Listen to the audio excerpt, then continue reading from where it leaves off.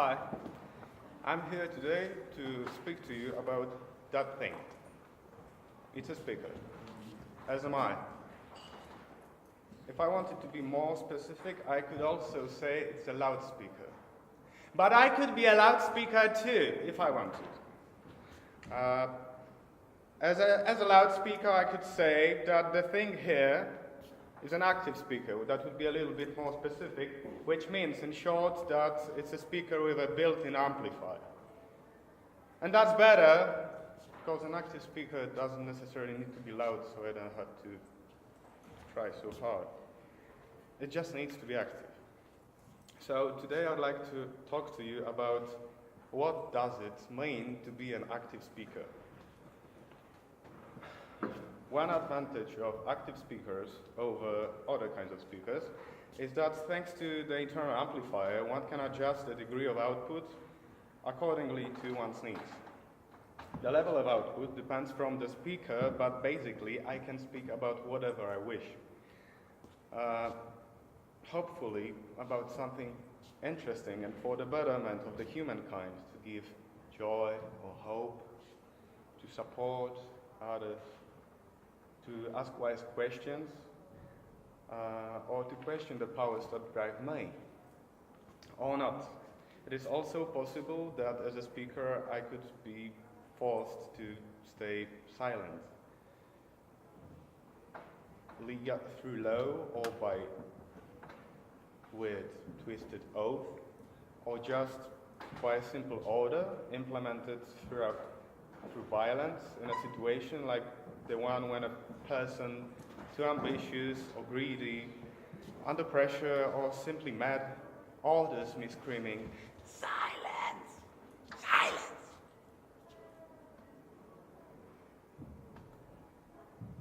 But at the end of the day, it is all a matter of power.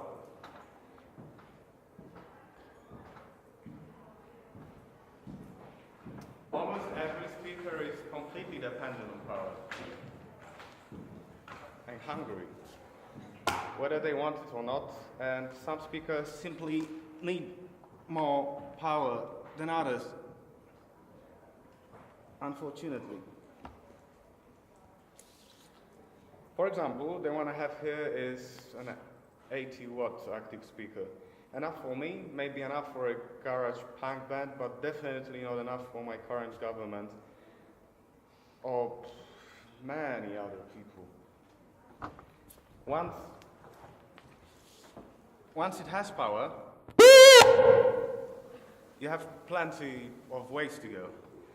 You could turn it up so high that you could hear its own noise, its own silence. Can you hear it?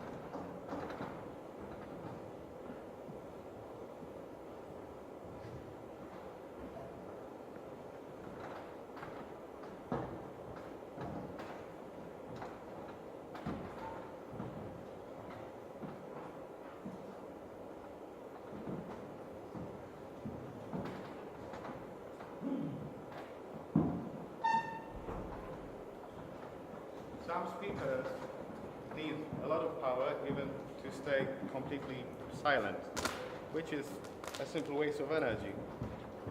However,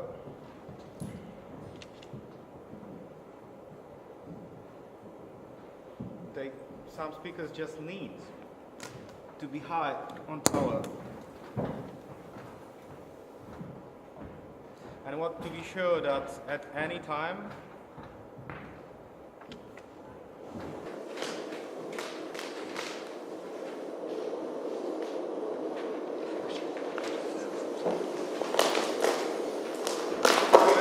without sending any message.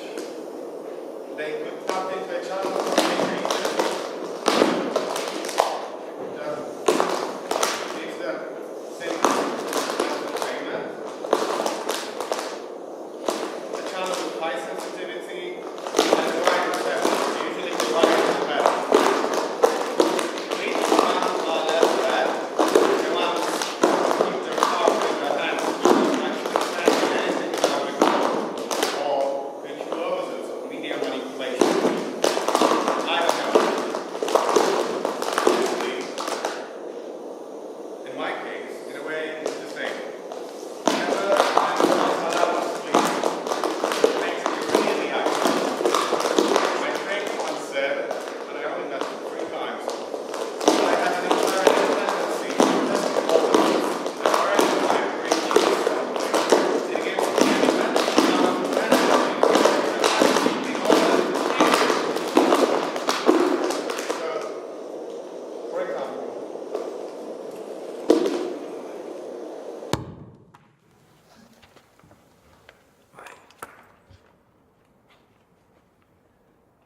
So, for example, when I'm not allowed to speak for like no rational reason, I really feel the need to, so to say, reward my environment with a little bit of accurate and constructive feedback. But this is only a reaction to these rare situations when I actually think that somebody is violent around me. When they gag you, when they bully you, when they force you, when they actually force you to keep silence. In a regular situation, once the power allows it, the speaker can be given a voice. Now, let's focus on the speakers that take power on their own. Some of them we don't like, and we call them dictators, and some of them we actually do like, and we usually call them revolutionaries. What they all have in common is that they put the voices in action. Voice is a very private social instrument of every living entity. The history of understanding that fact and disenchanting the plot of exclusion by silencing, it's long and painful, but for the last few hundred years think to be going at least the right direction. Did you know that in Switzerland, women obtained the right to vote as recently as in 1971? Voice is your very own, super complex and beautiful instrument, which on top of the musical, lyrical and aesthetic qualities, gives you tools to express your feelings and opinions.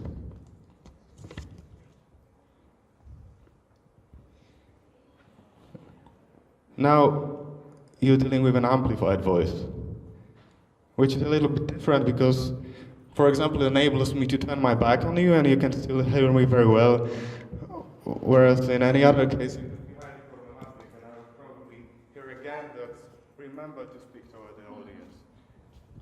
And one wonderful thing about amplification is that it gives you the ability to stay low and push through at the same time. You could speak about very, very tiny things in a big way. Or you could speak about very, very big things in a tiny way, such as doom, dinosaurs, Brazil, I don't know, what's your favorite book? Big things. Right now we could speak, for example, about the global warming. But in order to reach for something even more universal, lights please.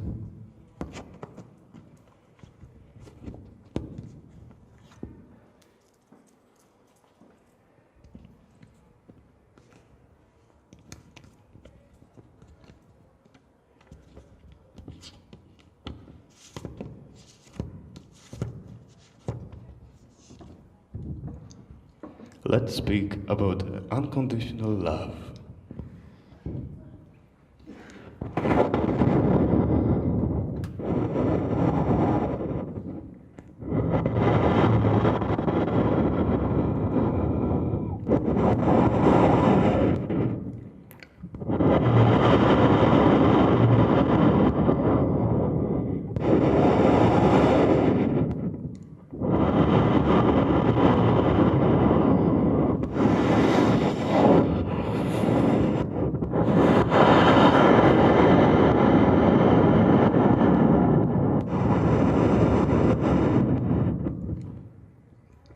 Always unscripted, so unpredictable and confusing, scary, fantastic, liberating, enslaving. Is it at all possible to give answers to questions about love? What does it mean that love is unconditional? Do you often think about it? Have you ever been thinking about it? Do you sometimes wonder how your understanding of the unconditional influences your perception of what is right and what is wrong? What is good and bad? Do you ever find yourself right in the middle of a radical act, realizing that you have no idea how you ended up in this situation and what is going on around you? Is there a difference between love and obsession? And what does it mean, unconditional? Does it mean everlasting? Does it mean strong? Does it necessarily need to go both directions? Can it possibly ever go both directions? If it doesn't, can you still believe it's really unconditional? Now, isn't there something scary in the mindset of a person exhibiting such dedication? Isn't there something scary in the mindset of a person declaring such dedication? Have you ever heard about that fashion trend in Southeastern Asia that couples were matching outfits in order to better represent their unity? So they wear some kind of love uniforms. What do you think about it? Do you think that story is true at all? Or is it just some racist bad joke that someone installs in the Asian context in order to take a piece of the culture that represents a different sense of collectivity? Does faith represent the need for some kind of contract that would be in power against all contingency and against all chaos? Does faith represent the desire for the law? Does faith represent the desire for the truth? Does truth require faith? Is it possible to be true without being faithful? And do we all like that last word just because it brings a promise of safety? Doesn't unconditional excuse a certain degree of passivity? Isn't it just an excuse for laziness and a simple promise that some things will never change? Why are we afraid of change? And how does it correspond with the passion for the unknown? Why do religions speak about love so often? Is it because they were constructed to make the world a better place? Or is it because in this way they breed better fanatics?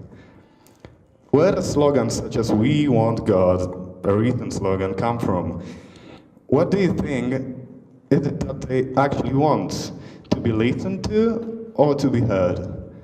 Do you think they want to feel needed? Do you think they want to think there is someone who needs them?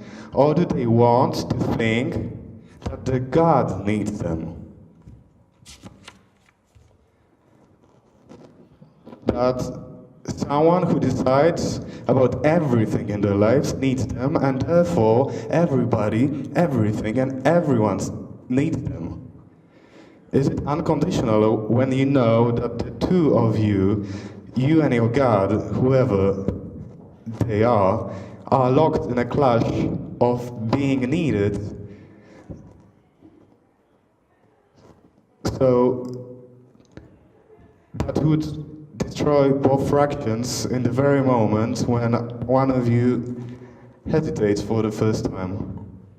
Do you really need that, or just to love yourself?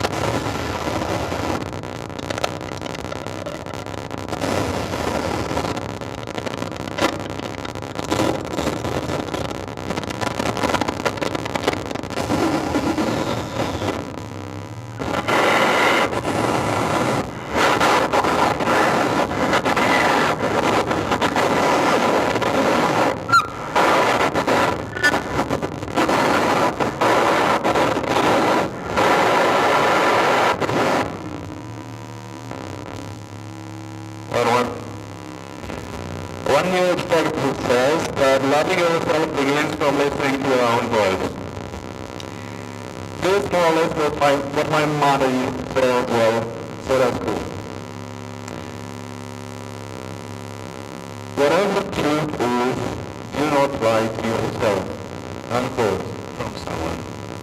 Yeah, but what is truth?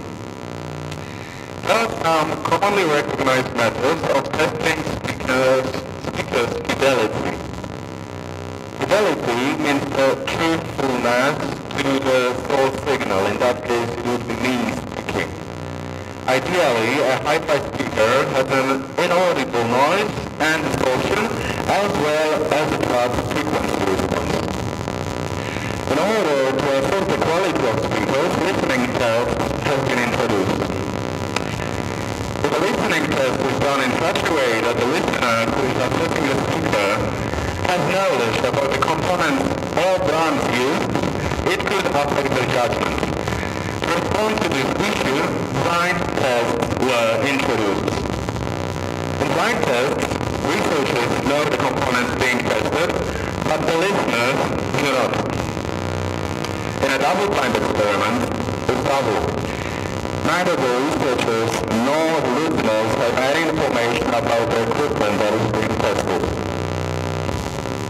This all, in order to provide results as close to truth as is only possible.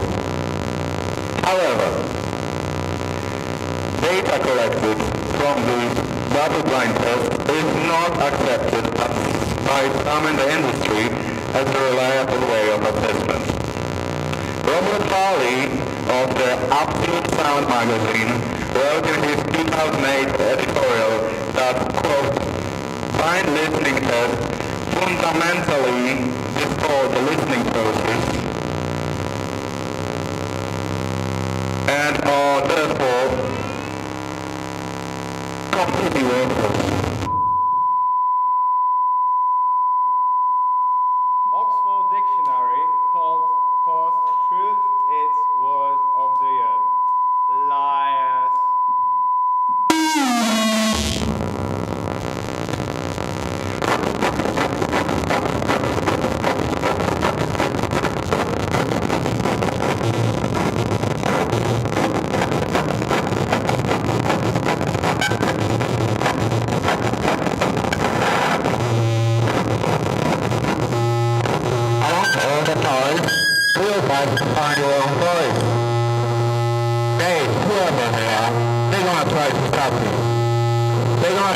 louder than you. But if you learn to block the interference for a period of time, you don't have to worry about loudness. It will come naturally. If they start threatening you, don't stop. Just make sure you're safe. If they try to scare you, remember it's them who is really afraid. If they try to break you with violence, make sure that no single move will go unnoticed. Watch them and don't be afraid. Be careful. Find your message. Make sure it goes through. Find your style. Make it your home.